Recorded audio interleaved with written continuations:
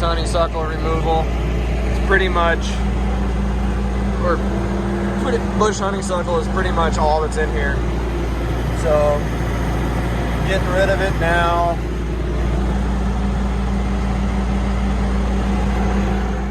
Hey guys, welcome to the woods. I don't know if this is gonna make a quick video or not, but this is an area that was just overgrown with bush honeysuckle. And you can see I mainly just used a skidster and just pile drove it up and out, and now it's along the pond edge. In a perfect world, I'd burn all that, take up less surface area, and maybe in the future I will, but I just wanted to get it out of the way and get this corridor at least started, because here soon, probably this fall or next year, they're going to come through and chemical treat all my bittersweet and all my bush honeysuckle on the property. Depending on your opinion, that's either a good thing or a bad thing. For me, I'm doing it because I'm enrolling in a plan, which does mean I have to control invasives.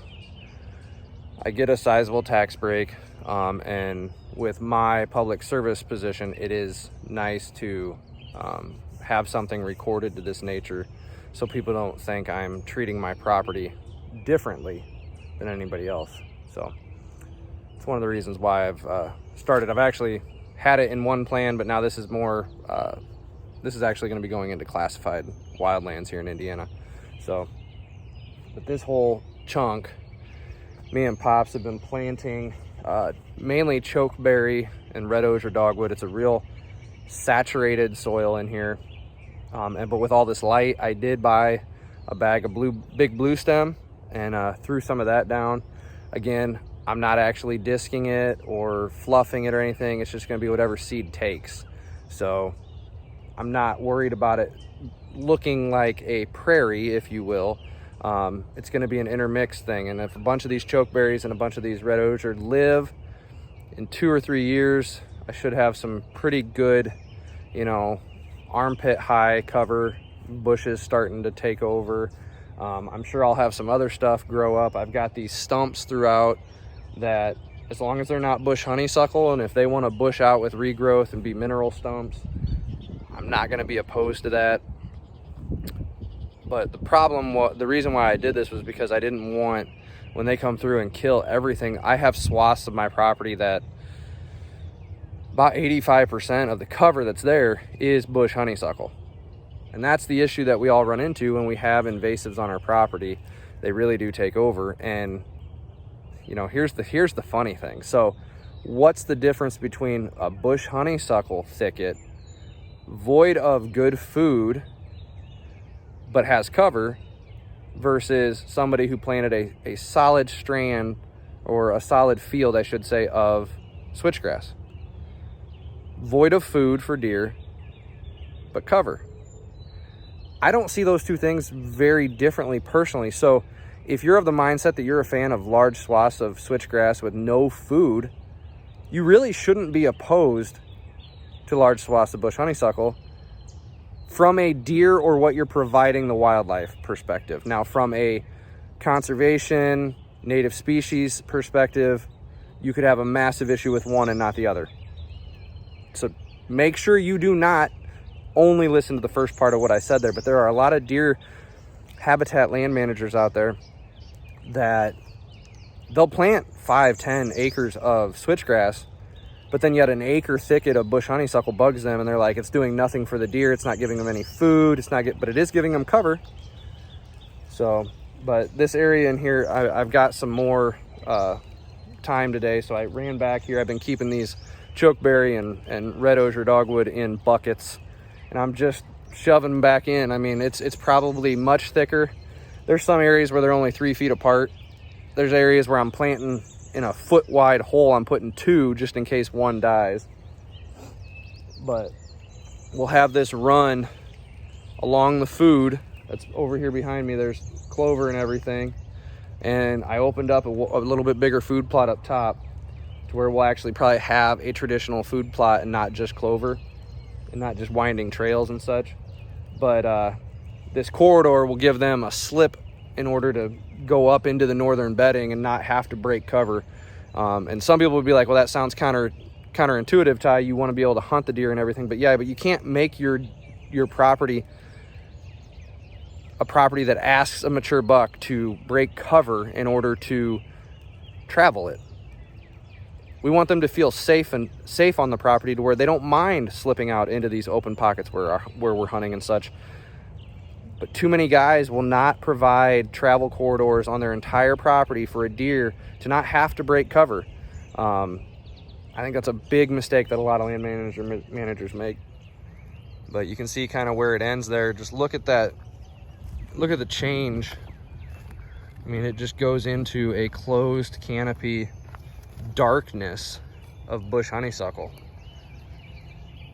in there. And that's another stretch that hopefully I'll have time to clear at some point and get rid of. All of this, you know, when this dries, I may shove this a little bit more and get it into a spot conducive for burning. But you can kind of see, I would estimate it's probably an acre. If it's not an acre, it's probably just under. Long and narrow. Look what you discover when you're doing this type of stuff though. So sometimes when you're clearing invasives and going full scorched earth essentially with a skidster, you locate a hidden gem, an apple tree. So I can't quite tell if it is the fruiting variety or if it's going to be mainly a flowering crab, but either way, I have no problem with it living on my property. It's gonna, at the very least, cross-pollinate with my other apple trees that are all over the place on this side of the property. I got quite a few of them. You can actually see one peeking through that's in bloom. But so yeah, not everything that you're doing when you're clearing out, you know, don't go full scorched earth without looking. There was one other tree in here that I think after I ripped it up, I kind of doubted myself that it might have been an apple tree too, but nothing I can do now at this point.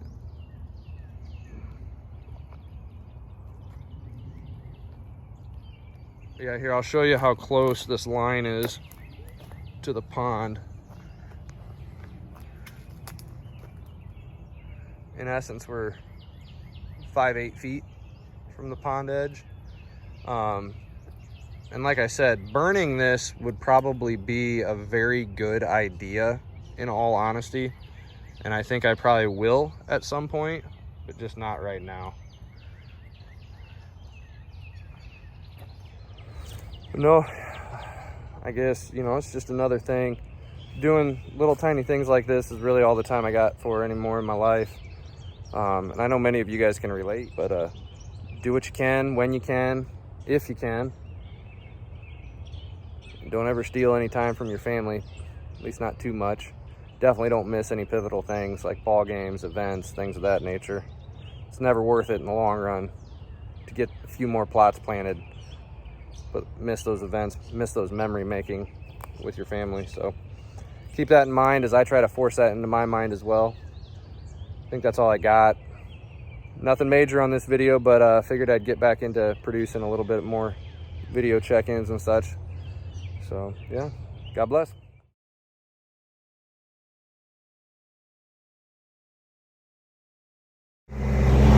Buddy said the skidster was free, so a couple hours, a couple gallons of diesel. Right through here is the Cicero plot on the other side. Stands about 50 yards to the right. Bedding's behind me. They've always either had to go this way and go around or swoop all the way up. This is going to be a direct angle out of the bedding. So I finally decided I'm going to upload what I've been doing. Haven't been but a couple trips, but given the nature of them, been able to do a lot more than I would have normally been able to. But let's I'm actually going to walk through something I just did today. But let's go down here farther. So one of the advantages I have now is my good friend who runs off of a neighboring property, his landscaping businesses. He lets me borrow his skidster when I need it, or when I could use it. and I've been working on some stuff. So as you guys know, had the luxury of using the skidster to clear some just absolutely atrociously overgrown bush honeysuckle area. And you know, clearing, that's actually young bush honeysuckle right there.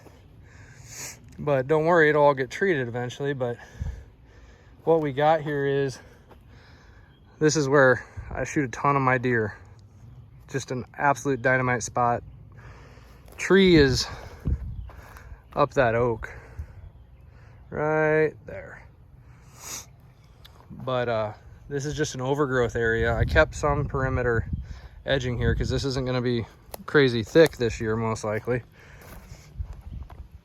But I needed to start tackling this bush honeysuckle in sections, because if they come in and treat it like I want to do either this fall or next year, it's going to be a lot of dead zones on my property. So if I can start getting some regrowth going, that's only going to help.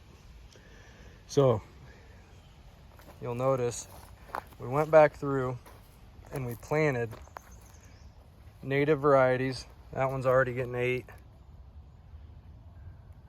from the state forestry program.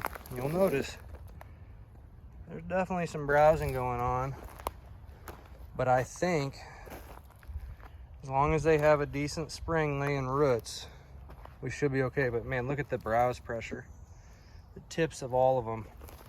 There's one over here that's grown, but maybe not quite as aggressive.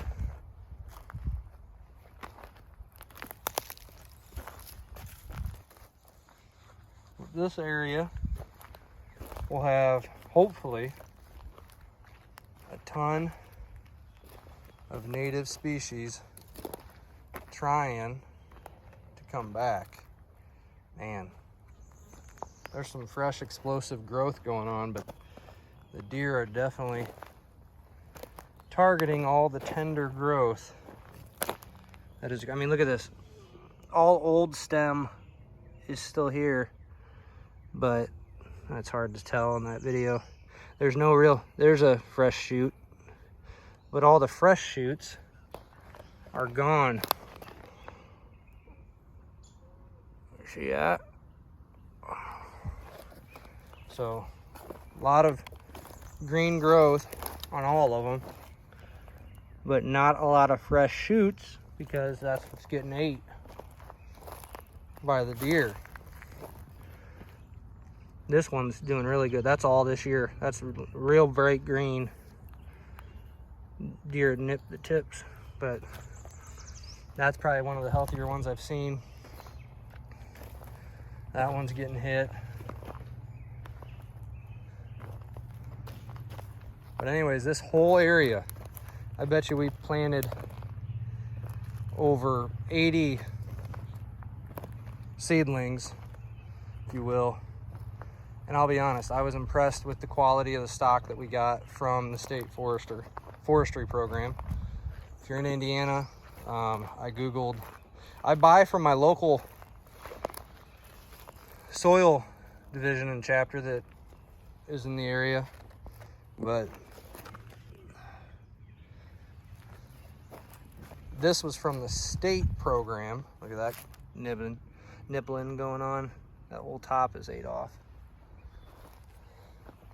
But there's tons of growth still, even on these trees that are getting the tops just annihilated. I mean, there's growth there. If they're gonna live, though, I think the majority of what I plant is gonna have a real solid chance to grow.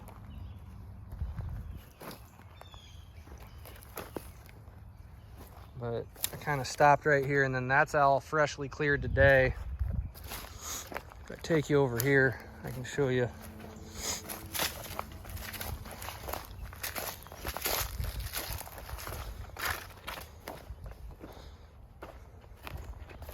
I made a trail leading up into the bush honeysuckle bedding area.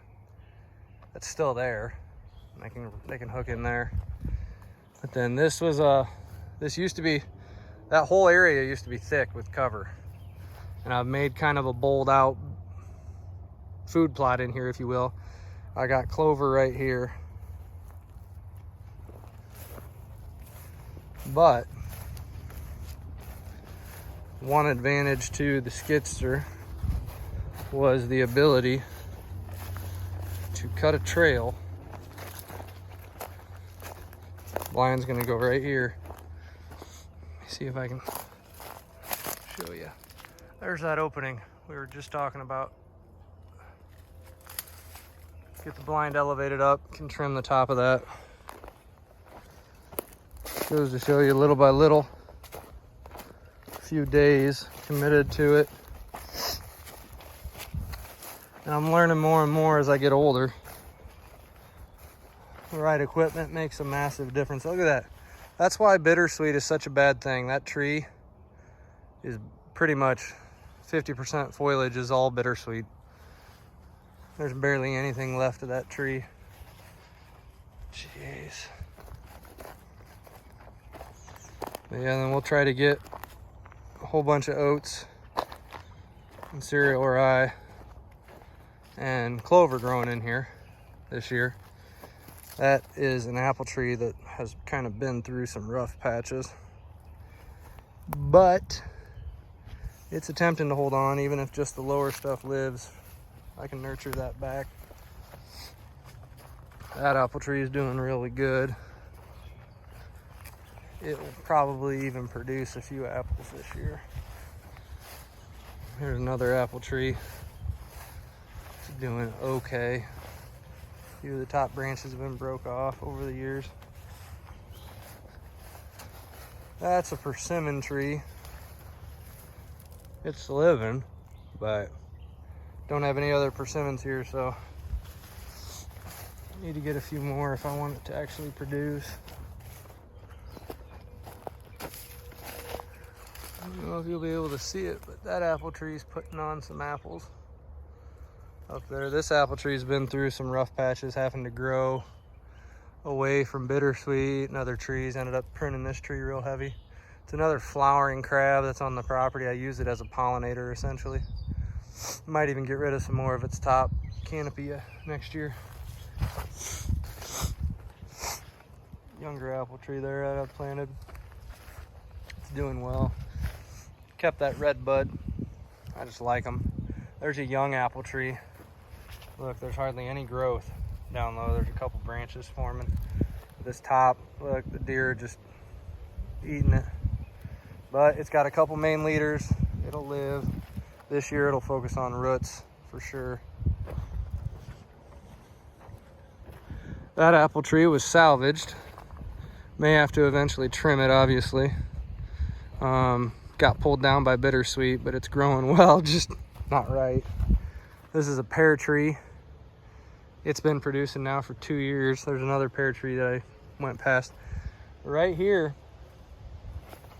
So deer used to either have to walk up and around over here, or there's a trail right on the other side of that bush maple that's growing back up, and they'd walk there.